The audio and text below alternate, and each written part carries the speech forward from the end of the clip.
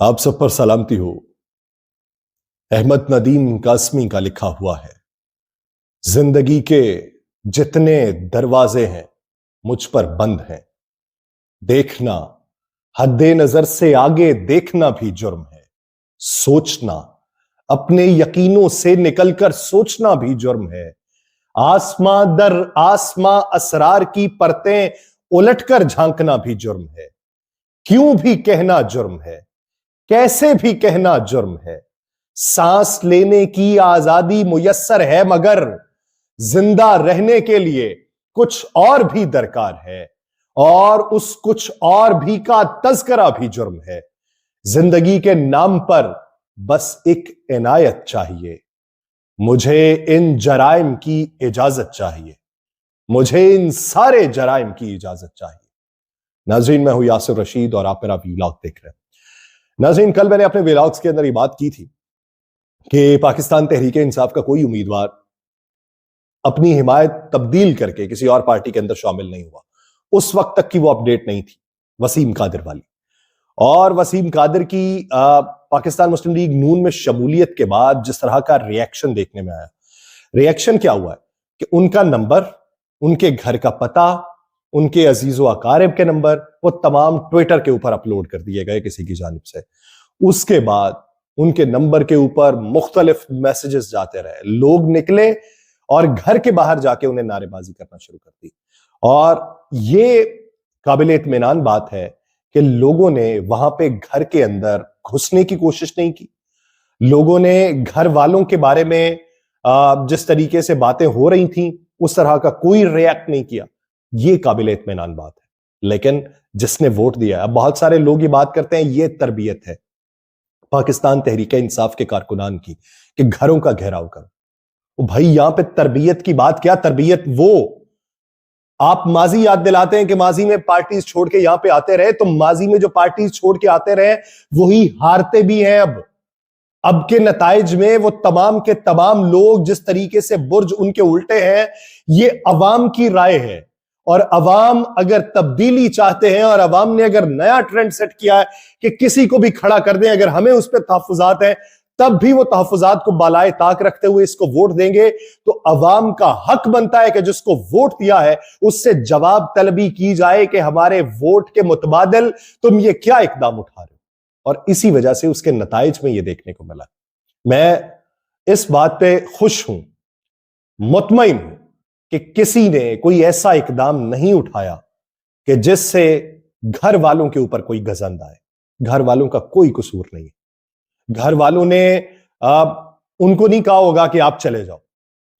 قصور ہے تو اس امیدوار کا ہے کہ جس امیدوار نے جیتنے کے بعد اپنے ووٹر سے دغا کیا، اور یہ پہلے نہیں ہوتا تھا۔ یہ اقدامات کیوں اٹھائے جاتے تھے کہ کوئی بھی اٹھے اور کسی پارٹی کے اندر شامل ہو جائے، جس پارٹی کے خلاف الیکشن لڑا ہوا اسی کے اندر جا کے شامل ہو جائے۔ پہلے یہ نہیں ہوتا تھا، لوگ اٹھ کے نہیں جاتے تھے، صرف قطع کلامی کر لیتے تھے، کبھی جب آتے تھے تو زیادہ نہیں بولتے تھے یا کلام کرنے سے انکار کر دیتے تھے، بس یہی ہوتا تھا۔ اب کی بار نیا ٹرینڈ جو سیٹ ہوا ہے وہ یہ ہوا ہے کہ بھائی صاحب اگر ووٹ دیے ہیں نا تو ہم اپنے ووٹ پہ پہرا دینا جانتے ہیں، تم پہرا دو نہ دو، ہم اپنے ووٹ پہ پہرا ضرور دیں گے کہ جن مقاصد کے لیے، جن نظریات کے لیے تمہیں ووٹ دیا ہے اس کے اوپر پہرا ضرور دیا جائے گا۔ اس لیے لوگ اٹھے، اور یہ ریاکشن، یہ ریٹیلیشن اس کی امید نہیں تھی کہ ہوگی، لیکن ہوا۔ اور لوگوں نے جس طریقے سے کہا جاتا تھا کہ یہ سوشل میڈیا کی جماعت ہے جی، اس کو کیا ووٹ ملے گا، یہ سوشل میڈیا پہ اپنا وزیر اعظم بنائے بیٹھے ہیں۔ حقائق زمینی طور پہ بھی آپ کو وہی دیکھنے کو ملتا ہے۔ وہی سوشل میڈیا کی جو فوج ہے وہ اب احتساب بھی کرنا چاہتی ہے کہ اگر ہم امن کے دائرے کے اندر رہتے ہوئے اپنا حق رائے دہی استعمال کرتے ہیں تو ہم پھر جواب طلبی کے لیے بھی تیار ہیں۔ اور اسی جواب طلبی کا ریاکشن کیا دیکھنے میں آیا کہ جب عوام نکلے ہیں تو اس کے بعد کا منظرنامہ کیا ہے وہ کسی کو معلوم نہیں ہے۔ وہ لوگ جنہوں نے یقین دہانیاں کروائی ہوئی تھی کہ ہم آزاد حیثیت سے جو حصہ لے رہے ہیں جیت گئے تو ہم آپ کی پارٹی میں شامل ہوں گے، لیکن 2 دن کے بعد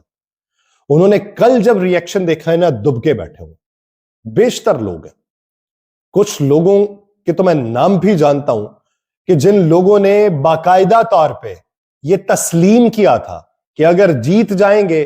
تو فلاں پارٹی کے اندر شمولیت اختیار کریں گے. پہلے نمبر پہ استحکام پاکستان پارٹی تھی, اس کا بوریا بستر ہی ایسا گول ہوا ہے کہ وہ آپشن تو رہا نہیں. اب اس کے اندر بیشتر افراد وہ ہیں جنہوں نے استحکام پاکستان پارٹی کی بات کی ہوئی تھی, لیکن اب استحکام پاکستان پارٹی میں شمولیت اختیار کرنا وہ تو بالکل ہی ایسے ہوگا کہ جیسے سکرپٹ کھل کے منظر عام پہ آیا ہوا ہے. تو اس لیے استحکام پاکستان پارٹی میں تو شمولیت نہیں ہو سکتی, کیونکہ ایک بیانیہ بھی بنانا ہوتا ہے, جی یہ حکومت بنا رہے تھے اپنے کارکنان کی بہتری کے لیے, اپنے حلقے کی بہتری کے لیے, وہاں پہ ترقیاتی فنڈز کے لیے, میں ان کے ساتھ شامل ہو رہا ہوں. اب استحکام پاکستان پارٹی میں اگر کوئی جا کے شامل ہو تو وہ تو ظاہری طور پہ یہی لگے گا نا, بھائی صاحب ہم تمہیں عزت دے رہے تھے, تم کہاں پہ جا کے بیٹھ گئے. تو یہ ایک کاؤنٹر نیریٹو یہ بنانا تھا.